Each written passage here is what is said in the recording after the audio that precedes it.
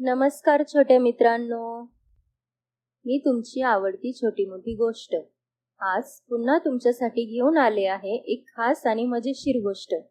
या गोष्टीचं नाव आहे स्वार्थीपणाचा शेवट. चला तर मग मित्रांनो, सुरू करूयात आपल्या आजच्या छान गोष्टीला. एका जंगलमध्ये एक छोटं तळं होतं. त्या तळ्यात खूप पाणी होतं. जंगलमधले सर्व प्राणी तिथे आपली तहान भागवायला यायचे. त्या तळ्यात राहणारे प्राणी पण भरपूर होते. रंगीबेरंगी लहान मोठे मासे आनंदाने पोहायचे. इकडून तिकडे उड्या मारत बेडूक खुशीत राहत होते. त्यामध्ये कुक्कू बेडूक पण राहत होता. त्याला नेहमी मोठ्या ठिकाणी राहायला आवडायचं. त्यामुळे तो नेहमी तळ्याबाहेर जाण्याच्या गोष्टी करायचा. तो होताही तसाच, फक्त स्वतःचं बघणारा. पण सगळे बेडूक त्याला खूप समजून घ्यायचे. त्यामुळे सर्वजण मस्त एकोप्याने एकत्र राहत असत. पण एकदा काय झालं की जंगलमध्ये खूप मोठा दुष्काळ पडला. सगळीकडचं पाणी आटून गेलं. कुठेही पाणी राहिलं नाही.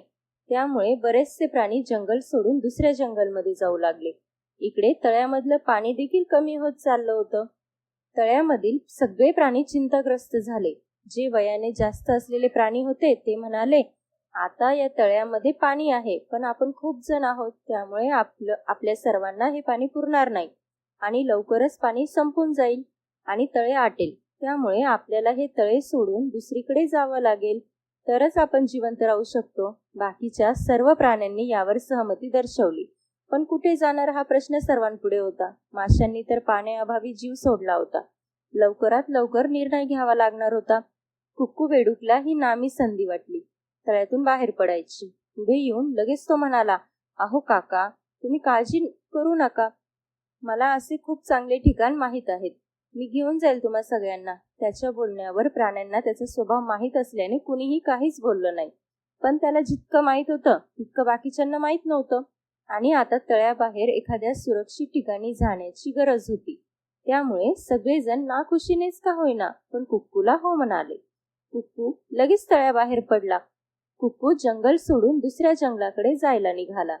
पण दुसऱ्या जंगलमध्ये जाण्या अगोदर त्याला एक खूप मोठी विहीर दिसली.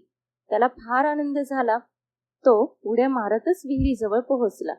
वाकून बघतच होता तेवढ्यात त्याला आवाज आला, कोण आहे रे तिकडे? तसा कुक्कू जरा घाबरला.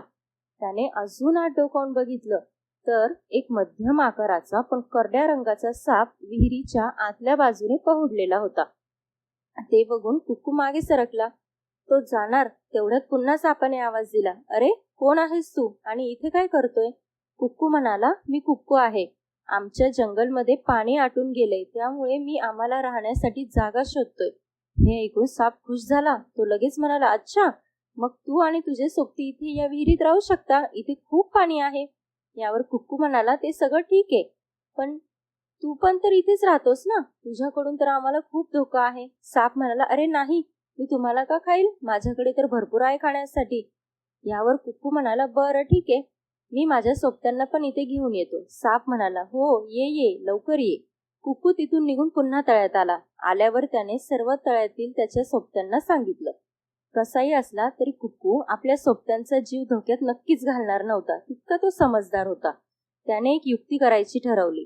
बाकीच्यांना पण सांगितली आणि ती युक्ती बाकीच्यांना पण आवडली. ठरल्याप्रमाणे कुक्कू आणि सोबती विहिरीजवळ आले.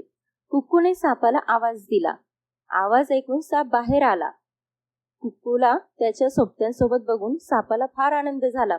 आता रोज मस्त बेडूक गट्टम करायला मिळेल या विचाराने साप खुश झाला होता. पण कुक्कूने सापाची योजना आधीच ओळखली होती. त्यामुळेच तर त्याने देखील एक युक्ती केली होती.